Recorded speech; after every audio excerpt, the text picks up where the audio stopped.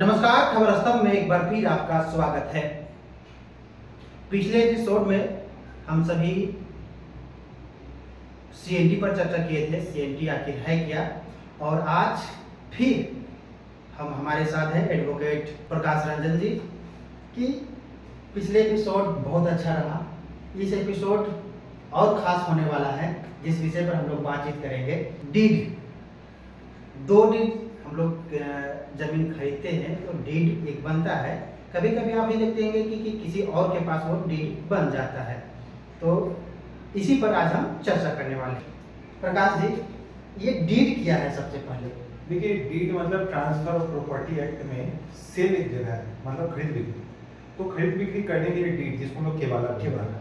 तो मेरा जमीन है जिसका मालिक हम हैं, अब हम इस जमीन को आपको सेल करना चाहते हैं, उसके लिए हमको डीड बनाना पड़ता है। वही व्हाट है डीड, मतलब सेल लेटर को, सेल का जो कॉपी है केवाला जो है उसको डीड बोला जाता है। लेकिन आज का टॉपिक है डबल डीड।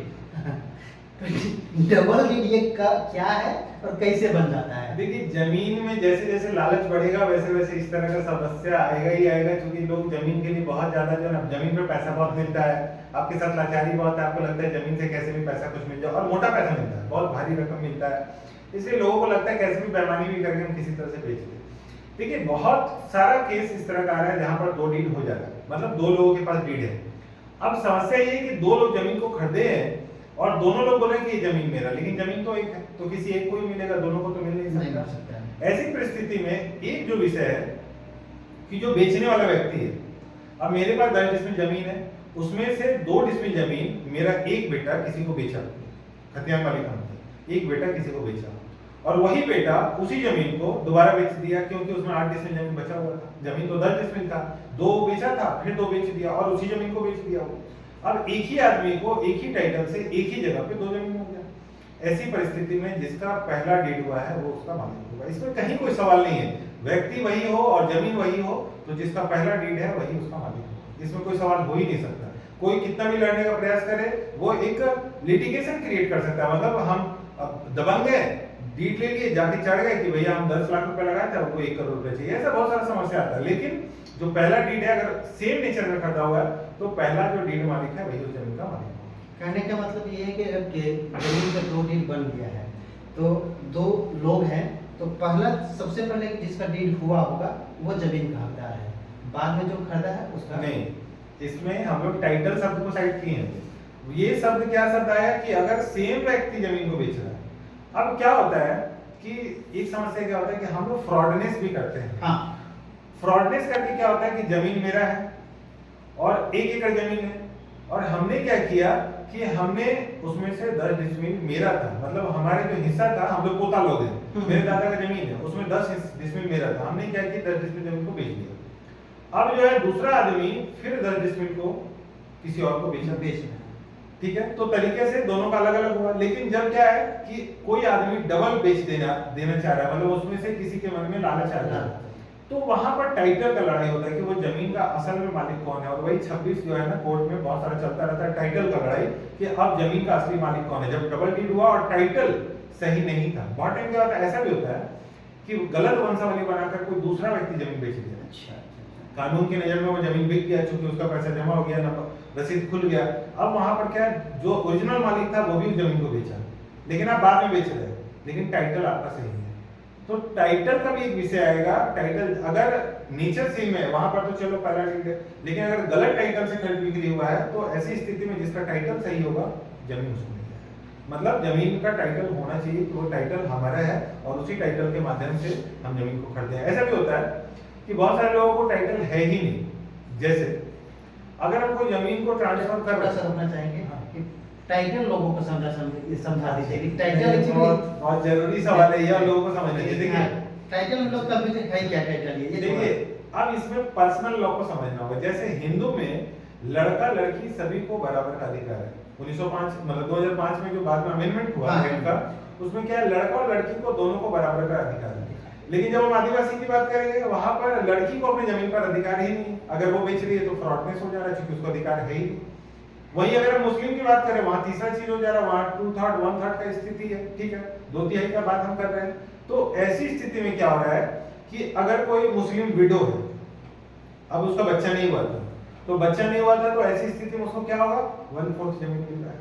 बच्चा हुआ था तो उसको 1/8 जमीन मिल रहा है। उसका जो है ना डॉक्टर ही है, 1/3 मिल रहा है, मतलब 2/3 जो है उससे हिसाब बनेगा। तो क्या हो रहा है कि यहाँ पर जमीन का जो पावर है वो अलग अलग हो रहा है, मतलब मेरा जमीन है 1 एकड़, लेकिन अलग अलग जाति में अलग अलग हिस्सा मिल रहा है, तो वो हिस्सा से कहीं ज्यादा तो नहीं बेच दे रहे हैं, या उनका हिस्सा बन ही नहीं रहा था, ऐसा तो नहीं हो रहा था। तो अगर टाइटल नहीं था और इसके बावजूद भी जमीन का खरीद बिक्री किए हैं, तो जिसका टाइटल सही होगा वो राइट हो जाएगा। अच्छा, इसमें सावधानियां क्या क्या बरतनी चाहिए, क्या देखनी चाहिए? देखिए, जमीन कोई भी लेने जाते हैं तो हमको एकदम स्पेशल तौर पे जमीन का जो है ना खतियान से जो अभी तक का ट्रांजेक्शन उसको सर्च जरूर कर लेना चाहिए। दूसरा चीज, नेचर जरूर देखना चाहिए। देखिए, नेचर बड़ा चीज इसके ऊपर डिस्कशन नहीं कर सकते, लेकिन ये जरूर बोलेंगे कि रईयती नेचर का होना चाहिए। ऐसा नहीं हो कि सरकारी लैंड खरीद ली, सरकारी मतलब गैर मौजूदा जमीन खरीद ले रहे हैं, केसर हिंद जमीन खरीद ले रहे हैं, रेलवे का जमीन खरीद ले रहे हैं, वन विभाग का जमीन खरीद ले रहे हैं, ऐसा जमीन से हमको बचना है। ठीक है, अगर कहीं फॉरेस्ट रोक लगाया उससे हमको बचना है, कस्टमरी कहीं रोक लगाया उससे हमको बचना है। तो इस सब चीज का सावधानी हमको रखने की जरूरत है। अगर हम कहीं जमीन लेते हैं तो पहला बार में आपको एग्रीमेंट कराना चाहिए उस जमीन का। उससे क्या होगा, एक ड्यूरेशन आपको मिलेगा। दूसरा, उस जमीन पे आप पोजीशन जरूर बना लीजिए, उससे क्या है, डिस्प्यूट पता चलेगा। देखिए, बहुत टाइम ऐसा होता है केस चल रहा है और हम लोग के बीच में केस चल रहा है और हमारे एक भाई जमीन को बेच दिया, तो कपटपूर्ण अंतरण हो गया वो, क्योंकि कोर्ट बोल रहा है कि आप जमीन नहीं बेच सकते। बहुत टाइम ऐसा होता है, चलो आप बेचे हैं, मेरा हिस्सा तो मिलेगा ही, हम दे दे रहे हैं। यहाँ तक आप बेचे हैं तो भविष्य में दे भी देंगे, क्योंकि आपको हिस्सा मिलने वाला आपको पता है। लेकिन तरीके से अगर आपका हिस्सा नहीं बन रहा और तब भी आप केस किए, होता क्या था, पहले 5 भाई है, एक भाई अपना जमीन बेच लिया, 4 भाई नहीं बेचा। अब वो 4 भाई का बच्चा का तरीके से जमीन होना चाहिए, लेकिन 5वां भाई का जमीन बच्चा जो है ना उसी जमीन पर फिर जमीन बेच देता है और पता भी नहीं चलता, तो वो फ्रॉडनेस हो जाता है। वहां पर उसका टाइटल गलत था, बिक्री हो जाएगा लेकिन टाइटल गलत था। तो ऐसी स्थिति में जो 2 डीड की आप बात कर रहे हैं, तो अगर गलत हुआ है तो 26 करके वहां पर रोकना पड़ेगा, मतलब वहां पर हो सकता है टाइटल से काट जाए। तो ऐसी स्थिति में आप एग्रीमेंट करें, पोजीशन ले, पोजीशन लेने के बाद आपको सब पता चल जाए। जैसे आप जमीन को घेराबंदी करते हैं, डिवाइड करते हैं, तो 2-4 लोग आकर जरूर पूछेंगे कि ये क्या कर रहे हैं, तो आपको पता चल जाएगा। और उसके बाद उनका टाइटल जरूर देख ले। टाइटल मतलब अगर पेपर सब सही आ रहा है तो जो जमीन है उसमें इनका हिस्सा कितना बन रहा है ये जरूर देखें। अगर उनका हिस्सा बन रहा है 10 डिसमिल, तो 10 डिसमिल के अंदर ही आपको जमीन लेना चाहिए, उससे ज्यादा जमीन नहीं लेनी चाहिए। तो उसका टाइटल जरूर चेक कर ले कि इसका जमीन बन रहा है कि नहीं बन रहा है, तो ये सर्च कर लेना जरूरी है। और बीच बीच में वकील क्यों रहते हैं, हाँ। उनका भी राय लीजिए, जिससे क्या है कि आप ठगाने से बच सकते हैं, इसलिए वकील का भी राय बीच बीच में लेना है आपको। सीएनटी का क्या कोई प्रावधान है या इसमें कुछ? देखिए, सीएनटी बस सीएनटी में परमिशन का विषय आ जाता है। देखिए, अगर पुराने टाइम में क्या है, चूंकि लॉ है, अब लॉ में है तो लॉ का पालन हुआ है कि नहीं। जब हम खरीद बिक्री करते हैं तो ट्रांसफर ऑफ प्रॉपर्टी एक्ट का 54 बोलता है कि लॉफुल ट्रांसफर होना चाहिए। मतलब अगर हम बिना लॉफुल ट्रांसफर कर रहे हैं, अगर सीएनटी बोलता है कि परमिशन के बाद खरीद बिक्री होना चाहिए, तो उसके बाद ही होना चाहिए। अगर उससे ज्यादा हो जा रहा है, जैसे एक एग्जांपल देते, लीज। हाँ। अब आदिवासी में 5 साल तक का ही लीज हो सकता है। अब उसको अगर आप 10 साल के लिए किसी से लिखवा लिए हैं, तो क्या है, लॉ का आप तोड़ रहे हैं, तो यहाँ पर क्या है, फ्रॉडनेस आ जा रहा है। तो इस तरह का अगर कहीं काम करें तो सीएनटी आपको रोक लगाएगा कि आप कहीं लॉ को तो नहीं तोड़ रहे हैं, तो लॉ का पालन करते हुए ही कार्य करना है। अच्छा, एक बहुत इंटरेस्टिंग सवाल आप बोलिए कि सीएनटी जमीन आदिवासी हुई है ना, 5 साल तक ही लीज हो सकता है, अगर कोई 10 साल 30 साल ये कराता है। देखिए, ये बड़ा विषय है लीज का। देखिए, लीज का क्या है कि लीज के लिए हम लोग ने 46 में भी जगह दिया हुआ है, और लीज का अपना कानून ट्रांसफर ऑफ प्रॉपर्टी एक्ट में, उसमें क्या बोल रहा है कि जो एसटी लैंड है उसको आप मैक्सिमम 5 साल के लिए ही दे सकते हैं। अगर 5 साल जैसे खत्म होगा तो वो लीज, तो इसीलिए लोग 4 साल 11 महीने का लीज करवाते हैं, और उसके बाद उसको दोबारा से लीज लेना होगा। लेकिन उसमें एक जो है ना, क्या कमजोरी भी है उस लॉ में। क्या कमजोरी है, अब वो रेन्यूअल नहीं होगा, मतलब फिर से नया आपको लीज लेना होगा। उससे दिक्कत क्या होता है, मान लेते हैं आप कहीं पर होटल चला रहे हैं जमीन लीज पर लेकर, फैक्ट्री चला रहे हैं लीज पर लेकर, ट्राइबल लैंड है जहाँ पर आप होटल सेटल कर लिया, उसका 4 साल 11 महीना पूरा हो गया। अब वो बोल रहा है हम आपको जमीन नहीं देंगे, अब हम खुद से होटल चलाएंगे, तो आपका तो जमा जमा बिजनेस किया है। तो रेन्युअल का नहीं होने से क्या है, लोग इस तरह की जमीन पर रिस्क नहीं लेना चाहते। अगर रेन्युअल का होता तो उस पर रिस्क लेना हम लोग के लिए आसान होता, लेकिन रेन्युअल का व्यवस्था नहीं है, इसलिए हम उस पर रिस्क नहीं ले पाते, डरते हैं किस तरह की जमीन ले 5 साल के बाद तो छीना ही जाना। हम बड़ा कंस्ट्रक्शन नहीं कर सकते। आप बात सोच के देखिए, कोई मैरिज हॉल बनाना चाहता है, कोई हॉस्पिटल बनाना चाहता है लीज की जमीन पे, बड़े बड़े शहर में ऐसे ही बनता है, तो वो तो आपकी जमीन पे नहीं बनाएगा। 4 साल 11 महीने के लिए 2 साल तो बनने में लग जाएगा, तो कौन आपका जमीन लेकर लीज लगाएगा। तो ये हम लोग के डेवलपमेंट में एक बहुत बड़ा बाधा है। लेकिन सबसे इंटरेस्टिंग बात ये बता दिए कि हमें भी जानकारी नहीं थी कि जो सीएनटी जमीन है वो 5 साल तक की लीज है। अच्छा, एसटी टेक्निकली बार-बार लोग बोल रहे हैं कि वो अलग-अलग कैटेगरी को डिफाइन किया है। एसटी जमीन 5 साल तक की लीज ले सकते हैं।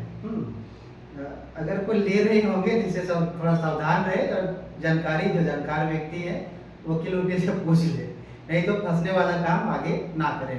नहीं, और उस पे एक बड़ा इंपॉर्टेंट चीज है, देखिए बहुत सारे लोग क्या करते हैं, लीज को ना एक स्टैम्प पेपर में बना लिए, लिख लिए कि भाई हम लीज ले रहे हैं 10 साल का। लीज बोलता है, लीज का अपना टर्म है, मतलब आपको कोर्ट को पैसा जमा करना है 5 साल के लिए। लीज अगर आप ऐसे भी लीज लेते हैं तो उसका एक टर्म होता है कि आपको जो है ना टोटल जो रेंट है उसका इतना परसेंटेज आपको कोर्ट को जमा करना है। जैसे आप रजिस्ट्री के लिए करते हैं, अगर आपको नहीं जमा कर पा रहे हैं, नहीं किए हैं, तो लीज वैलिड लीज है ही नहीं, या आप एग्रीमेंट 11 महीना 12 महीना तक ही रुक के रहिए। जैसे आप ऊपर जा रहे हैं और आप रजिस्टर्ड नहीं है तो उसको आप वैलिड नहीं मान सकते, वो वैलिड नहीं रहेगा। चलिए तब अब इसको यही और डीड वाला में बात करते हैं कि अगर कोई डबल डीड हो जाए तो उसमें क्या करें। देखिए पहले बार में तो हम लोग इसी तरह से एसडीओ कोर्ट में जाते हैं और जिनका जो जमीन है वो साबित करना होता है कि जमीन किसका है, पहले मालिक कौन है और उसको कैसे टाइटल था वो साबित करता है। अगर वहां भी नहीं हो, चूंकि ना एसडीओ कोर्ट में एक क्लू फॉल्ट है कि वो एक वर्ड लिखता है कि आप सक्षम न्यायालय में जा सकते हैं, वहां बात कर सकते हैं। तो क्या होता है कि वो फिर जिसका जमीन जा रहा है वो तो आपको देना नहीं चाहेगा ना। हाँ। उसको लगेगा मेरे इतना सारा घाटा हो रहा है, चल 10-20 हजार रुपया 50 हजार खर्च करके केस ही करते हैं। तो वो केस लड़ता है, 26 का बहुत सारा केस चल रहा है। उसमें समस्या सिर्फ यही है कि वो केस बहुत लंबा चलता है, तो बहुत सारा समस्या का सामना लोगों को करना पड़ता है। हम कोई कंस्ट्रक्शन नहीं कर पाते, मान लेते 2 जन का लड़ाई चल रहा है, वो 6 साल 7 साल चल रहा है। तो वो एक बड़ा विषय है कि इसको थोड़ा शॉर्टकट व्यवस्था में लाना चाहिए जिससे कि जल्दी फैसला हो सके। इसमें से अगर दोनों पक्ष दो डीड है, किसी को पता नहीं है, हम भी खरीद लिए, कोई नेक्स्ट आदमी खरीद लिया, हम उसमें कंस्ट्रक्शन करने का काम करने लगे, अगर दोनों पक्ष उसके बाद दोनों पक्ष का मिलाव होता है तो उस स्थिति में क्या कोई है क्या सेटलमेंट? नहीं, वही सबसे पहले 44 करेंगे सेटलमेंट। देखिए कोई अपना जमीन छोड़ना तो नहीं चाहेगा, तो सेटलमेंट का बात ही नहीं है। बहुत टाइम ऐसा होता है कि उसको अगर लगता है कि नहीं इस जमीन से कुछ नहीं हो सकता है, हम कुछ पैसा लेकर हट जाते हैं और वो तैयार हो जाता है देने के लिए, तो सेटलमेंट हो गया। अदरवाइज केस ही में आना पड़ता है, दूसरा कोई विकल्प नहीं है, आपको केस में आना पड़ेगा। नहीं तो अगर आप सोचिए कि हम बोले जाने के लिए, तो ये पारिवारिक विषय नहीं कि समझा के भेज दीजिए, जमीन का विषय है, कोई भी नहीं छोड़ेगा। थोड़ा सा जमीन के लिए तो मकई मार काट जितना भी सारे।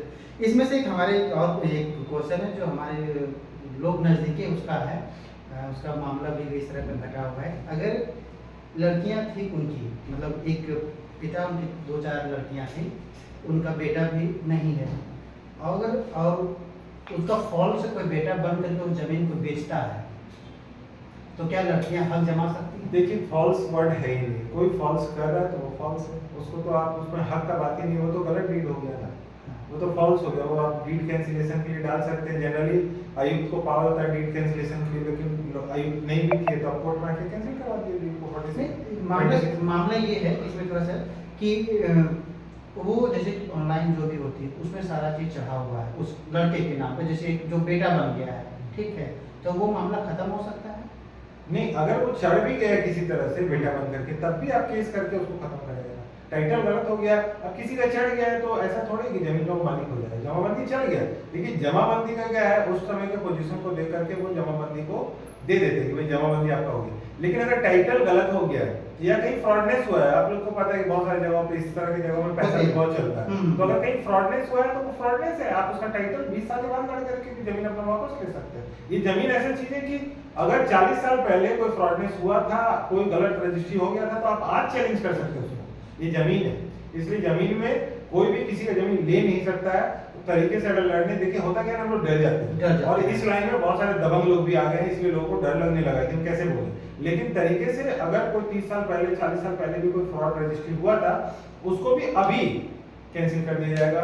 हम वाद लाएंगे 26 में, और उसके बाद में वाद चलेगा, और वाद खत्म होने के बाद हम उसका रकम है 10% उस समय के डीड के हिसाब से उसको हम जमा करेंगे, उनका डीड कैंसिलेशन होगा। देखिए हम तो इतने दिन में एक अनुभव जरूर किए कि लोग जमीन में अच्छे पढ़े लिखे लोग, अधिकारी लोग आते हैं, लोग IAS IPS बनते हैं, लेकिन जो है ना जमीन की तरफ उनका रुझान बहुत कम होता है, और यही कारण है कि जमीन वो समझ नहीं पाते, नेचर नहीं समझ पाते। बैंक कर्मी है, मैनेजर है, लेकिन वो बोलेंगे कि ये जमीन पे हम लोन नहीं देते, जबकि उस लोन देने वाला जमीन है, बकास्ट लैंड है, दे सकते थे, मंजर्स लैंड है, दे सकते थे, लेकिन वो नहीं देते। तो स्पेशल जो है थोड़ा होना चाहिए कि जो हमारा जो शिक्षा दीक्षा है ना, चूंकि जमीन एक इंपॉर्टेंट पार्ट है, तो वो भी उसमें आना चाहिए कि लोगों को पता हो कि जमीन क्या है। और इस वजह से इतना सारा जो डिस्प्यूट है वो अगर आपको लॉ पता होगा तो शायद डिस्प्यूट कम हो जाएगा। ये कि जो है ना कि भाई आपको जानकारी अवेयर तो रहना होगा वो लॉ के प्रति, कि हम कुछ गलत तो नहीं खरीद रहे हैं, खतियान हो चाहे डीड हो, अगर कुछ गलत वर्ड है तो उसको हम गलत तो नहीं खरीद रहे, समझाने पे नहीं जाए और एक्सपर्ट की राय ले। इतना तो जरूर बोलेंगे कि एक्सपर्ट की राय होनी चाहिए। जैसा कि आपने सुना कि डबल नीड किसी का हो जाए तो क्या करे, सावधानियाँ क्या है। अगर आपको कुछ समझ नहीं आ रहा है तो लॉयर का या कोई अधिकारी है उसके ले सकते हैं हेल्प। और इस एपिसोड को हम यहीं समाप्त करते हैं और तब तक के लिए हमें दीजिए इजाज़त। नमस्कार। खबर स्तंभ।